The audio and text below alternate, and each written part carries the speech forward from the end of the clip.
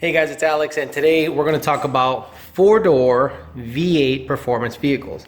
Now, the reason I bought the Genesis is real simple. Ford doesn't have a viable four-door V8 modern performance vehicle worth a damn. Some of you are going to say, whoa, the SHO. Please be quiet. Don't talk to me about the SHO. I've driven it and it's okay. I know that the Fusion Sport is coming out. I want a fucking V8. I want a V8. Now, Chevy has been fucking Ford up for a long time in this field because I wouldn't be caught dead in a Crown fucking Vic. Sorry, it's a cop car. You know, Chevy has the SS. They have the CTS-V. They have a wagon version of the CTS-V. What does Ford have for V8? Big car. An old town car? No, they pretty much left it up to the Australians to have all the fun because they have some pretty badass V8 supercharged four-door cars down there for the adult. Okay, some of us just want a daily driver, but we still want to go pretty quick. That's why I bought the Genesis. A lot of people out there are actually considering buying the Genesis based on my videos, which is super flattering. Now, what I'm going to show you on this video is the shortcomings of that Genesis, and it's mostly tune related, and I really don't want to fucking tune the car. I really don't want to plug in and start tuning it because that leads down the wrong path. It's like smoking weed for the first time. Not that I've ever smoked weed. It's like smoking weed for the first time. You're like, oh man, I got pretty high. Then you get used to it. Then you got to go to crack and smack. So basically, I'm trying to prevent from smoking weed for the first time with this car. So I'm going to show you some of the shortcomings and some of the things that I think can be improved on the Hyundai Genesis. So there it is, the Genesis right next to my Mustang, and you can actually tell how much bigger of a car it is compared to the Mustang. Okay, they're pretty much nose to nose. Genesis is sticking out a little bit, but when you get to the back, it's got a big old fat ass. It's actually pretty much, it's a lot taller than the Mustang, as you can tell. Okay, and I'll do a rear view so you can kind of gauge what I'm talking about overall in terms of size. The Genesis is a very big car, but you know what? It scoots real well for being such a big car. Let's get in it, shall we? Okay, yeah, it's dirty, fuck you. All right. Couple things. You can have somewhere to put your key right here, a little clickety-clack slot. Things move around. Start her up. Now, pros and cons of this car. Cons: transmission. The transmission shifting freaking sucks. This car pulls all the way to 7 grand, but you can't hold it there for the life of you. If you even try to leave it in a gear in manual mode, it doesn't matter. It's gonna shift. I would like the ability to shift wherever I want to shift. This car says, fuck you. Even if you have it on manual mode, it still won't let you shift. So I'm going to go ahead and turn stability control off, which, you know what? It doesn't do a goddamn thing. And it's in drive. It's not in sport mode. So I'm just going to floor it. And I'm going to show you how the car shifts. Let me get straight here. Then just put it to the wood. And watch how it short shifts a lot of gears. Oh, traction control kicked in. Fuck that. Let's go to 75, baby. It won't let you. And it's short shifted, you know, at 90 miles an hour. It's not quite at 71, 7200 where I think you could do well.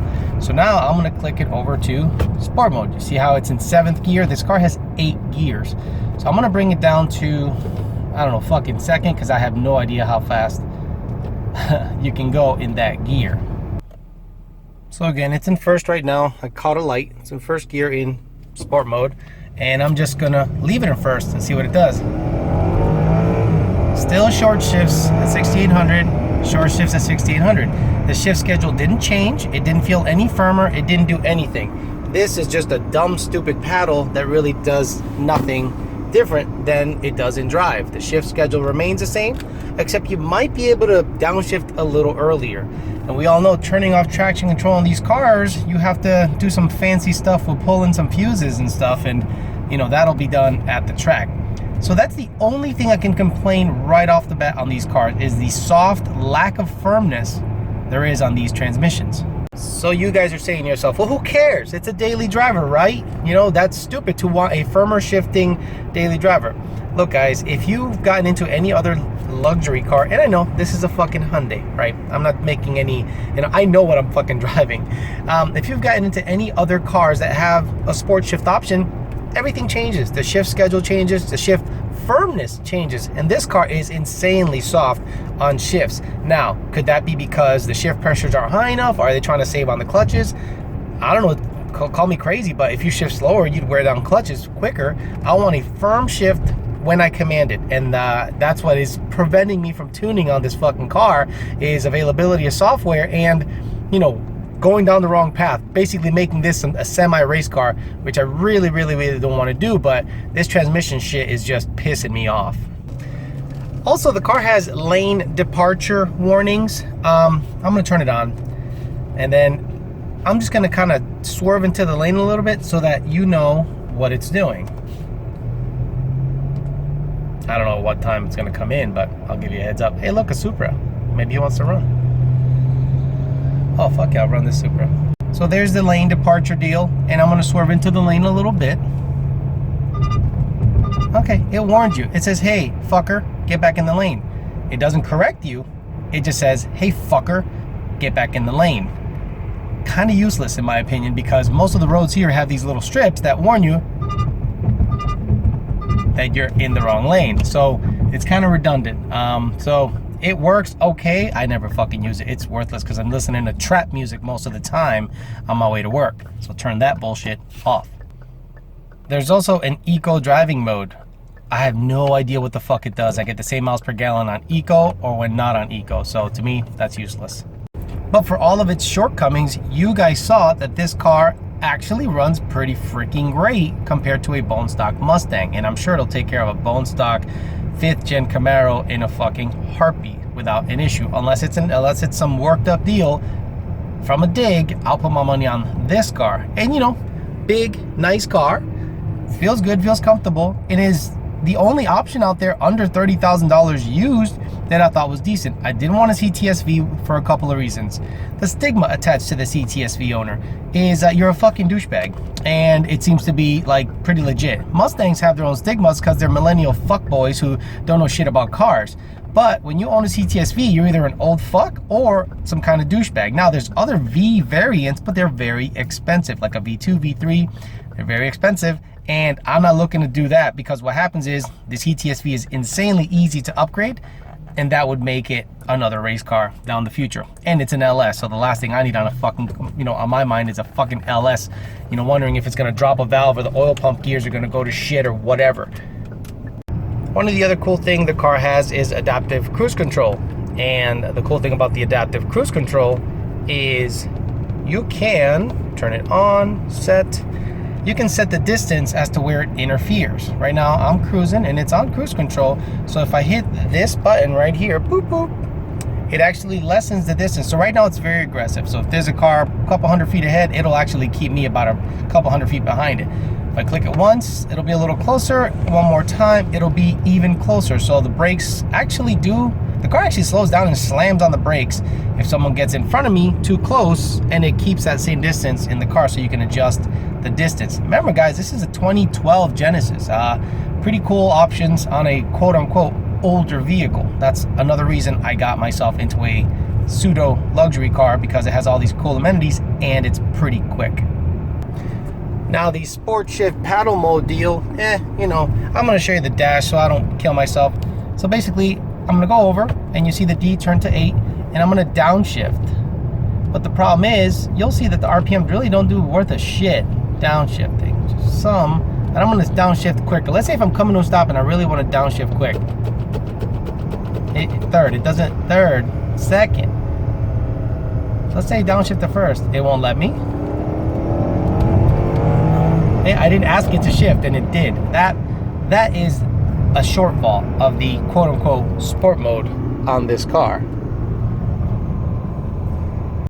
Okay, well, like the big stupid idiot that I am, and I really shouldn't be doing this, I'm gonna try to bolt on a set of Raystar 15x10s on it, see if it fits. And if it fits, I'll be looking for a set of drag radials to throw on it to take it to the track and have grip.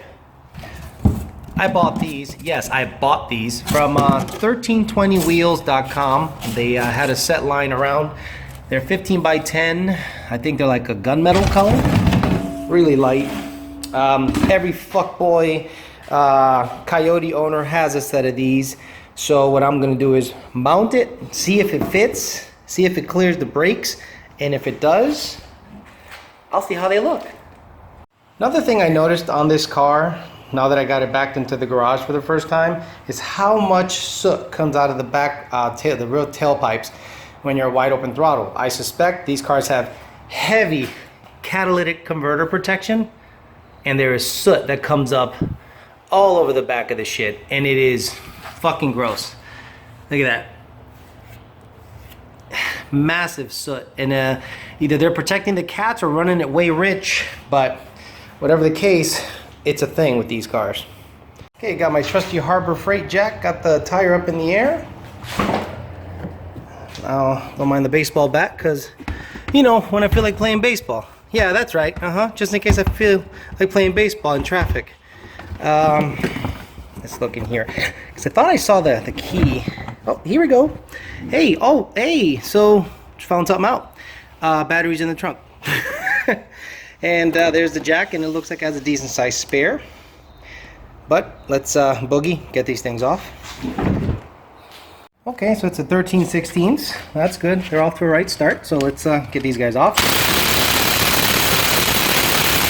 Oh, they must have had the Hulk put this bitch on. Typical motherfuckers with their impacts. Motherfucker. I guess I'll use the right tool for the job. Hopefully it stays. Yeah. Oh, god damn. Yo, this is fucking stupid. Holy shit, motherfucker.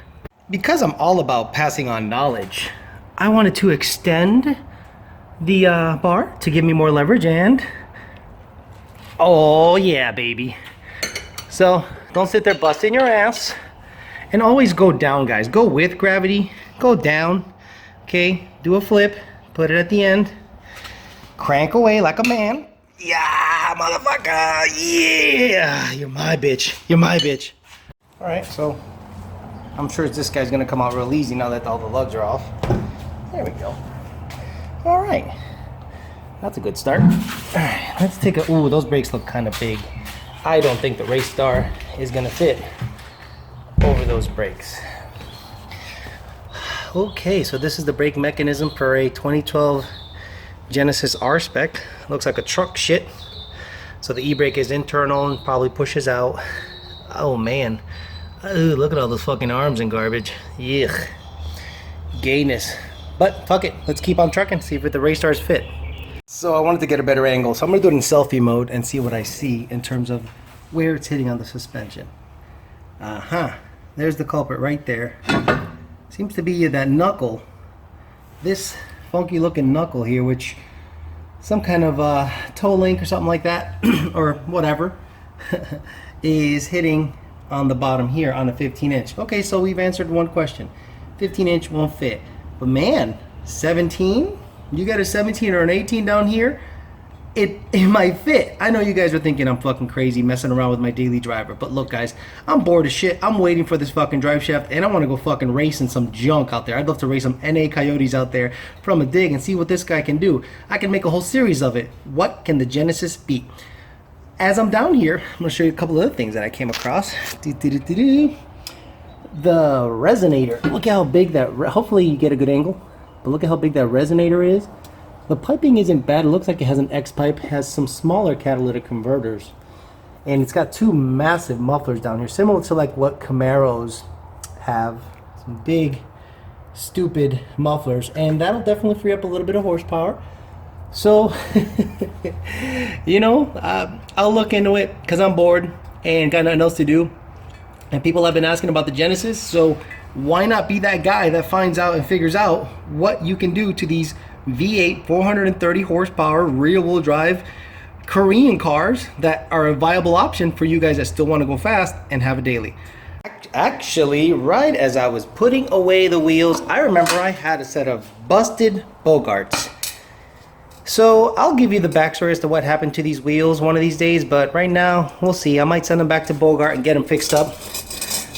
But I love how these look on my car, but they didn't really fit that right. But they are 17. So I'm gonna see how they clear. Because the bolt pattern is correct, we'll see how they clear. Guess what, bitches?